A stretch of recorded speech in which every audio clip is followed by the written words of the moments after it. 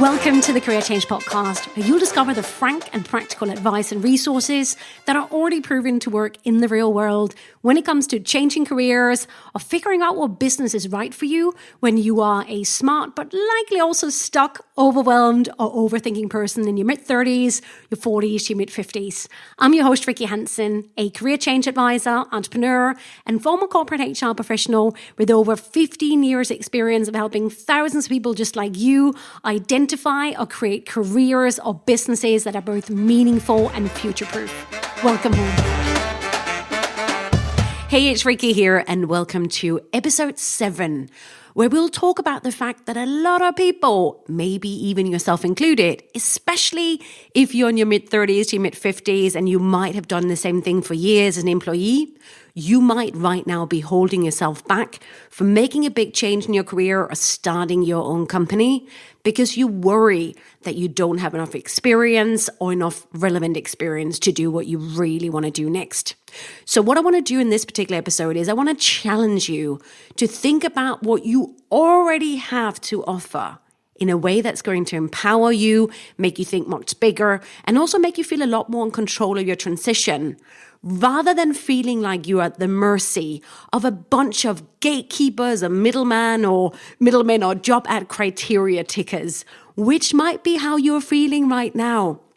So let's talk about how you can stop giving so much of your power away, especially if you spend a lot of time until now being an employee and you still think like one, which is very normal. Even people who do something else, a lot of people still think like an employee. And that's what I really want to address in this episode. I want you to help think so much bigger and to feel so much more in control of the process. So one of the biggest gifts that you can give yourself if you want to fast track and future-proof your career transition, and this is whether you want to be an entrepreneur or not, is to start thinking like one, to start thinking like an entrepreneur or small business owner instead of continuing to think like an employee. And this is really, this attitude of an employee is what I see is holding a lot of people back from making a big change. So what I mean by when I say start thinking like an entrepreneur is that I recommend that you leave behind that old school employee mindset, which sees the working world as a place where you need to fit yourself into predefined job boxes, job criteria, educational criteria, or rules that have been set by people who were there before you, and where you are at the mercy of gatekeepers or HR or recruiters and other middlemen or middlewomen if you hope to move into something new. There's this kind of, you hope they'll pick or choose you. So what that means is that if you feel quite passive and powerless about the way that you think about the transition process, then you very likely have an employee mindset, which is totally normal. But let's talk about another way of looking at the world of work that will empower you so much more so you can make that transition that you really want to make. So what I recommend that you do instead right now is to start adapting the mindset of an entrepreneur or small business owner. If you don't like the word entrepreneur and it seems too scary and intimidating, just use the word small business owner, right? So start thinking like an entrepreneur, start thinking like a small business owner who's part of the new, what I like to call pick yourself economy, also what other people might call the choose yourself economy, where you don't wait until you are a perfect fit for predefined criteria or a box. But instead, right now, you pick yourself. You pick yourself as the person who's going to do your own thing. And you seek out and you go directly to the people, whether they're clients or buyers, who get you, who value the experience that you already have.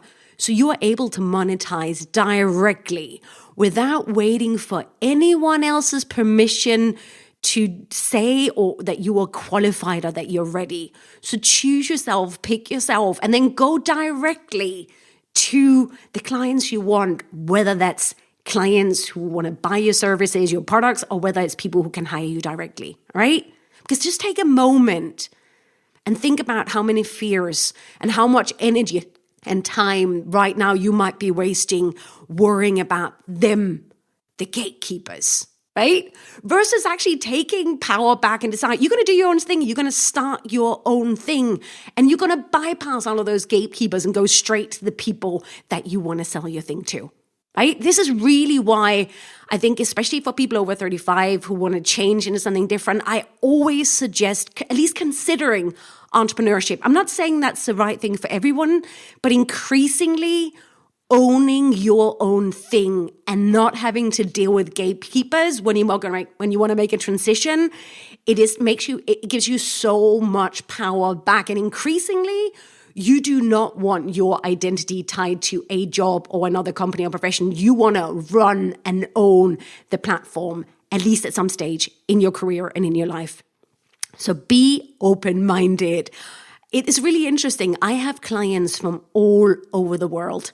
And what I notice is, for some reason, the Americans tend to be a lot more open to the idea of entrepreneurship, whereas those of us in Northern Europe and in the UK, we're like, I'm not really sure I'm the entrepreneurial type. Please change that. Be the entrepreneurial type. You don't have to be somebody special. You just have to be really keen to do your own thing. I'm saying this because I know, especially there might be some Brits and Europeans listening thinking, I'm not really sure this entrepreneur thing. I'm nobody special. You do not have to be anybody special to start your own company. I'll get off my high horse, but I just wanted to say it because that's when I know that some people might turn off. But be open-minded to what I have to tell you, or at least steal the idea or the way of looking at it to help you make your transition into something different, easier and more powerful for you. So back to the question, how do you transition into a new career or start your own business when you don't feel like you have enough experience or enough relevant experience? Like I said, maybe you think like this because you spend the majority of your career so far working in a different field, or maybe you feel it's not related to where you want to go next. Does that mean you should just give up on your dreams? Or is there some kind of intelligent or more modern approach that you could actually use to at least get started? This is what the rest of this podcast episode is going to be all about, so keep listening. Don't give up on your dreams just yet. Now, if you're new to this podcast or new to me, I've been a career change advisor and entrepreneur for the last 15 years. I have reached thousands of people globally, and I've also worked one-on-one with hundreds of people, plus people who've also worked with me through my online courses. But here's something that might surprise you. Most people, here's what I've found again and again, through the work that I've done with real people just like you, most people already have enough experience to at least get started with their transition. And like I said, this is especially the case if you are open to things like freelancing, starting your own business, and doing it on the side whilst you get the experience you need. And of course, it goes without saying, you're also open to things like ongoing, continuous, lifelong learning. But this is so interesting. So back to my experience with people just like you, what's really interesting is that out of the many, many clients I worked with over the years, only a few of them ended up moving into something that they hadn't done before in their career or in their life in some capacity. The majority of them were actually already doing their new thing or part of their new thing somehow already in some part of their life or work. They might just have called it something else, but they were already doing it. It was a natural skill set, a natural subject, a natural thing that they were naturally drawn to, naturally good at, or they had ideas or experiences around it. It's that kind of thing they couldn't not do no matter how hard they tried. And I bet that might be the case for you as well. So the issue is often not whether you have enough experience, enough relevant experience. The issue actually most often tends to be, and the mistake that most career changers make, is that they don't take the time and they rarely get the professional advice to sit down and actually look at doing the translation piece to show your future employer, your future client, how what you've done so far is actually highly relevant to where you want to go next, i.e., make your past relevant in the light of the future. Most people, they sort of treat their career up onto the stage where they want to make a change or start their own business as some kind of a sunk cost with nothing to build on. That does never have to be the case. I have never met a single client who did not have a past we could build on and cast correctly in the light of where they want to go next. So you might right now be taking some of your biggest skills, experiences, wins, both inside and outside of work for granted and cannot see just how valuable they are. So what I want to do in this episode is I want to share 3 ways in which you can start thinking like an entrepreneur about yourself and about what you already have to offer. Try it out. Be open-minded. With some of the exercise I'm going to take you through now, with some of my clients, it literally sparked the idea for their business. And for others, it just made them realize that they do not have to give all of their power away to gatekeepers or CV job box tickers or the CV police or the HR police, but that they could own part of the process and be the person to go in between. All right. So I know from experience that there are 3 areas that makes a real difference when it comes to you thinking about what you might already have. And again, I'll encourage you to think about maybe doing your own thing. Be brave. All right. I know that if you're listening to this, if you're attracted to this kind of podcast, to my style, there's part of you that really wants to do your own thing. Just own it. Okay. I know from experience that there are 3 areas that make a real difference. So let's talk about them. Number 1, can you get results and solve real problems? Whether that's for yourself or for others. And also, have you done it in a way that's somehow related to where you want to go next? That's the first thing we'll talk about. The second thing we'll talk about is, have you already got a public track record of getting results and of solving problems? Or are you willing to at least start building one and then continue adding to that public track record? So it's not just you saying how fab you are. I'll talk about that in a minute. And then number 3, are you willing to create and own your virtual breadcrumb trail? So you can control the conversation that's happening when people Google you as to what your work identity is. Those are the 3 steps I'm going to walk you through step by step. So number 1, can you get results and can you solve real problems, right? Can you get things done, right? Versus just paper pushing and procrastination. Can you create value? Number 1 is really very straightforward if you think about it. When it comes down to any job or any company, it's all around solving problems and getting results, right? There's a clear before and a clear after. So if you think about your life, either outside of work or inside of work, related to the subject, the area you want to move into next, what is the skill set you've used the most to actually get results or to solve problems? Because here's the deal. You naturally have a phenomenal skill set, a way of doing things, a way of looking at things that you will use again and again, no matter what career or what profession you're in. What is it you cannot not do? If I were to plunk you somewhere in the middle of nowhere, what is it you'll still do no matter what? For me, no matter where you plunk me in the world, I will give advice. That's how I roll. You have an equivalent too. And it might even be that you've already used the skill set in the arena you want to go into next, which tends to be a subject.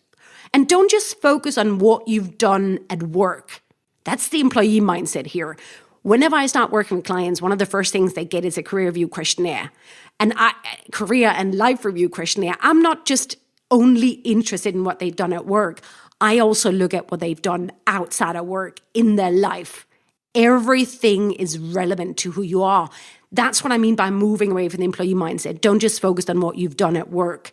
Other things are relevant too. In your spare time, in your family, what have you done outside? All of you matters when it comes to what you really want to do. Now, here's an advanced tip. It's especially for those of you who are considering starting your own company, but you don't think you have what it takes. I want to go a little bit back to that kind of, who am I to start my own company? I'm nobody special. Let me ask you this. How many blogs are you following right now? Or how many brands or products are you buying? Because you love the story behind the brand, that personal story, that before and after story, right? Think about how you might right now be following a health blogger or a fitness blogger, for example, who wasn't necessarily always in health or fitness, but they had this personal story of having a personal health or fitness or mental health issues. And then they solved it and they've got the solution. And now, you're like, oh my God, hey, I want some of that. I want what she's having. Why is that? Because they clearly showed you the before and the after, right? In a way that's relatable and that you relate to because they're a real person just like you, right? And then what they clearly did with the before and the after, that's the service or the product that they are monetizing that they can offer you too. This is really what I want you to think about in your own life. Have you achieved a transformation or solved a problem or created something for yourself that you can now offer to other people? Or can you start doing it? It might be a service, a prototype. Why not you? Why not pick yourself, right? Even if you're like, oh, but that's not related necessarily to where I've been before. Well, hey, let me tell you something. Do you know that in March 2012, the founder of Spanx, Sarah Blakely, was named the world's youngest self-made billionaire by Forbes magazine? If you know what Spanx is, do you know where it came from? This is Sarah Blakely. She never worked in the lingerie industry. She used to be a fax machine salesperson. If you're listening to this, I assume you know what a fax machine is, right? Hey, Gen X. So think about that. Sarah Blakely, Spanx. If you don't know what Spanx is, they're an incredible lingerie line that just gives you a six-pack in one go. She came up with the idea for this because she had a problem herself. She wanted to get underwear that would enable her to wear white jeans without worrying about her potbelly popping out or things looking bulky. She couldn't find anything she liked on the market, so she snipped off the legs of a pair of tights or pantyhose. She solved her own problem. And then she commercialized that solution, that product. Nobody gave a flying fart about whether she worked in lingerie before because her story was so bloody good that you could buy the expertise to start the company for it. If you've ever tried a pair of Spanx shorts under a tight dress, I distinctly remember going to a friend's wedding in Buenos Aires in Argentina wearing a really tight dress. Did I care about the fact that Sarah Blakely hadn't spent years studying or spent years in the area of lingerie before she actually launched this product? No, she could have been a fax machine person, all that I cared. Her stuff makes me feel like $1 million with a perfect six-pack. Do you see where I'm going with this, right? You do not have to have a lifelong track record. If you have a product or a service or an experience that has a clear before and after, there's a transformation, there's a problem solved, then that is enough justification. All right? Isn't this powerful to think about? Also, another person, Chrissy Rocker, comes to mind here, not having had a background in what she's doing now. So Chrissy Rocker is the founder of the White Company. For those of you who might be outside of the UK, it's she's a mini Martha Stewart in a way, without the prison record. So she used to be a journalist, and she hadn't worked in retail before, but when she moved in with her boyfriend, they decided they were just going to make everything white in their apartment because they had very different interior tastes. So she had to, at that stage, go to 20 different stores to get white things, white towels, white furniture, white fabric, everything for the home. And she was like, why not just open a store where everything you can buy is white instead of having to go to 20 different shops? Chrissy Rocker is now one of the biggest retail success stories in the UK. She used to be a journalist. Then she solved a problem in her own life. She found a solution. She started offering that as a business, and people were interested. Do you see where I'm going with this? Ask yourself, where have you already had results in your own life solving a problem for yourself? And maybe you've already started doing it for others too. This is where you start, my friend. Look at what you're already really good at doing when it comes to problem solving, when it comes to getting results, and then start pairing that with the subject or project or area you want to move into. You can already do that now. And remember, these two are examples of retail. Actually, very few of my clients have moved into this area, but it's just a very good example, those two ladies. So think about it could also be a service. It could be a prototype you want to start working with, experience. It doesn't have to be product related, but you get the idea, all right? So that's number one, before and after. That's what people are interested in. Can you solve a problem for them? So many of my clients are so worried about, but who am I and what are they going to think about me and blah, blah, blah, blah. If you can solve a problem, give me a result. I do not give a flying fart about a lot of things about you. I care about that you can help me. So stop worrying so much about people are going to find out that you might not have spent your entire career and where you want to go into next. Actually, part of that makes you more interesting, right? Moving on. Number 2, have you already got a public track record of getting results, of solving problems? Or can you start creating one? This is really, really important. You need to start creating and keep building a public track record of testimonials and case studies. So it's not just you talking about how great you are, and it's not just you talking about the fact that you've got the relevant skill set so that you can solve problems, provide solutions as soon as you can.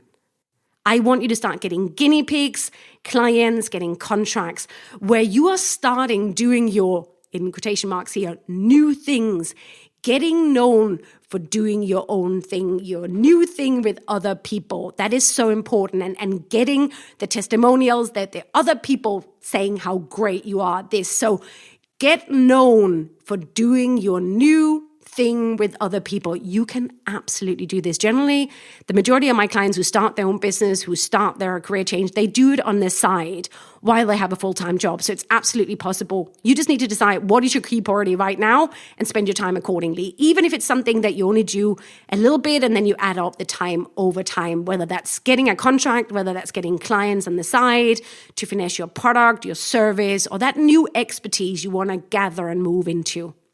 So make sure when you start working with these people that you get their feedback, their testimonials, and their case studies, and that you post them in public places like LinkedIn or Instagram or your own website for social proof.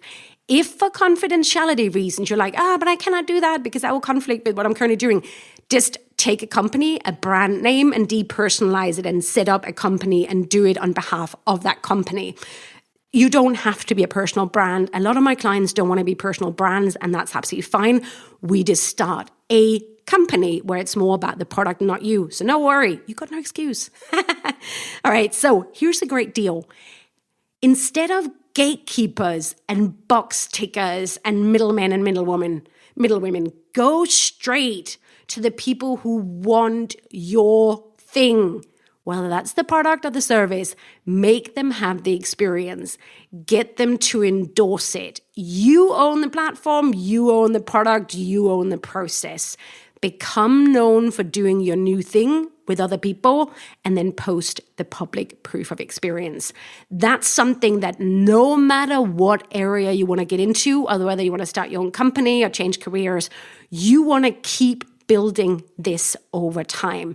That endorsement from a third party. This is literally also how you start the credibility for your new thing.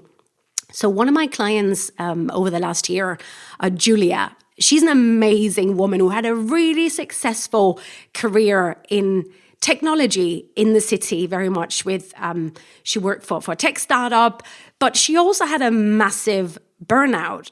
And she had real issues around pregnancy. And she just had a total burnout and thought she had to give up her entire career until she actually discovered strength training.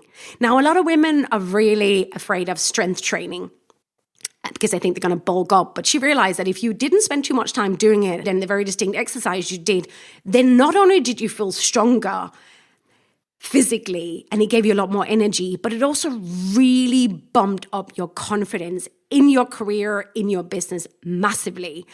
And she thought, I've really got something here, but I'm not a personal trainer yet, nor is it what I want to be known as, but I do want to start a company around this.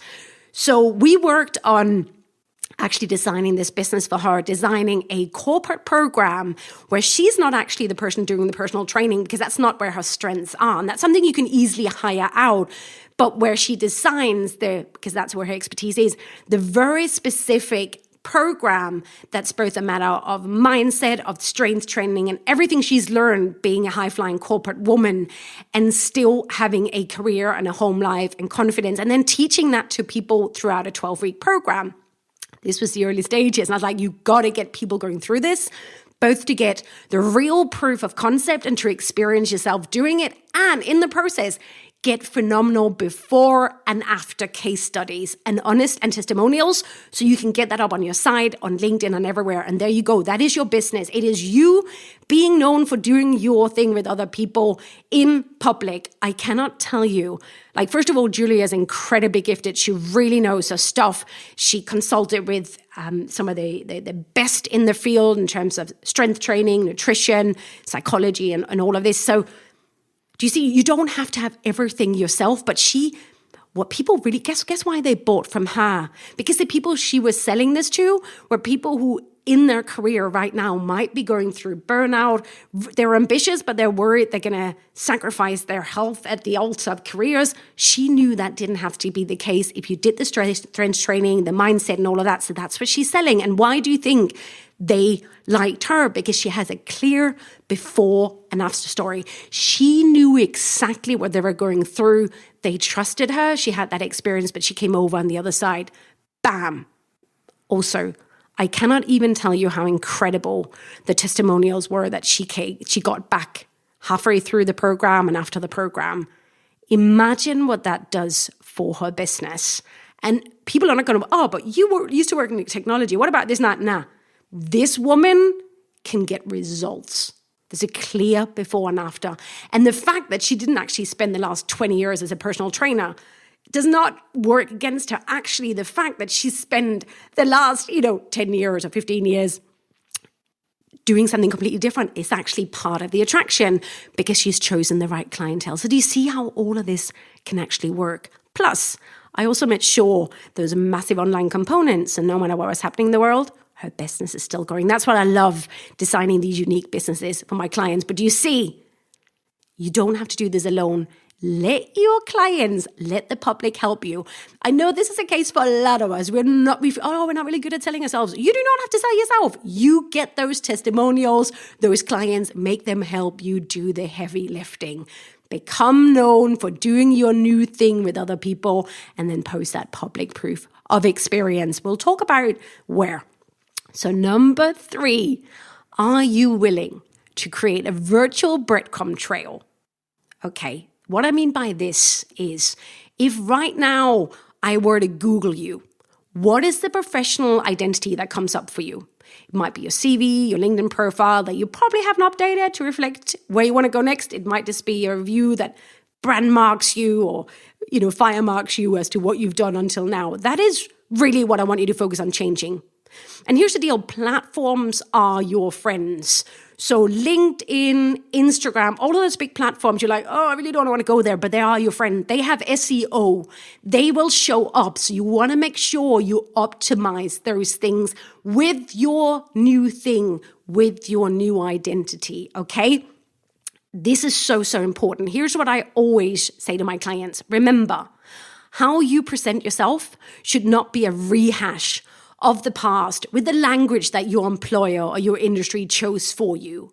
The way you present yourself online, whether that's your LinkedIn profile, Instagram, whatever you choose, YouTube channel, the way you present yourself should always be in the light of the future with the lingo and with the relevant information that future would expect from you. So you, my friend, need to do the translation piece. Don't just rely on your CV or recruitment consultants and the few people you know. Avoid the gatekeepers, avoid the companies who still have outdated thinking. My friend, only online space. There is so much power on this. Rather than thinking, I really don't want to do my LinkedIn profile. I don't really have to have Instagram. Think about it, that they can literally fast track and help you own the identity that comes up for you when I Google your name. You need to own that space, and you can. That's actually where platforms are really, really good. Now, depending on where your future clients hang out, where your future employer hangs out, choose the platform, the social platform they use the most, might even be Twitter, and then start dominating that one. As I say, whether that's Instagram, LinkedIn article, YouTube videos, whether your product or your service buyers, wherever, or your new clients, where do they hang out? That's where you get in front of them. And then start talking about yourself with the new expertise and the new identity. Share the testimonials, share the case studies, talk about your product, your service, share publicly, and virtually build that identity. Create a virtual breadcrumb trail to establish your new professional identity publicly. I know this can seem scary if you've been an employee your entire life where you only have to sort of fly your flag every 3 to 4 years. But you know what? You're listening to this podcast because you want something that's a lot more exciting and feels like a lot more you. So own it. Take your power back. Create that virtual breadcrumb trail. Here's the deal. I know that a lot of my clients, for sure, they're the more shy and introverted type. Don't worry. The internet was made for you. The internet, the virtual space was made for introverts. You know, you can do a lot of networking without even having to be seen. You can even start a company and product where you don't even mention your name. It doesn't have to be about you. Just focus on the results and the transformation, the before and after. Just get started building that virtual breadcrumb trail, because here's the thing. When people Google you, it's the big platforms like LinkedIn or Instagram that comes up, because those massive platforms, they have SEO profile that be picked up upon. So when Google crawls through the internet, what it notices are those big platforms. And I want to make sure that when I Google you, you are on those platforms talking about yourself with that new identity that's absolutely possible. Okay, I know this is really advanced stuff, but here's the deal. Listen back over this again and again and just do it step by step. You're not listening to this podcast because you want fluffy stuff that everybody else says. You're here because you want to move on in an intelligent manner and faster, right? Here's the deal. A year from now, if you start today, you will have 1 year's public visible experience. If you don't start today, and if you don't start over the next year, a year from now, you look back and I can guarantee you'll regret that you didn't take action. So go do it. Start where you can, all right? Start with these 3 things. Number 1, can you get results for yourself and others? And can you prove the before and after? Start doing that now. What is it you're already doing? What is it that you naturally already are doing, cannot not do? Number 2, start building testimonials, start getting case studies, start getting public proof from other people that you can do this. Become known for doing your new thing publicly. Number 3, start building a virtual breadcrumb trail so you can control what's being said about you online and about your work identity. That is really how this works, all right? So get going with it. And again, catch yourself when you start thinking like an employee rather than an entrepreneur, like a business owner. So come on over to thecareerchangepodcast.com if you're liking this. Sign up for the newsletter and then reply to any of my emails. Let me know what you want me to cover on this podcast. What are the topics that are causing you the most trouble that you would like me to talk about on this podcast? Over on thecareerchangepodcast.com, you can also discover how to work with me if you really want to fast track that transition.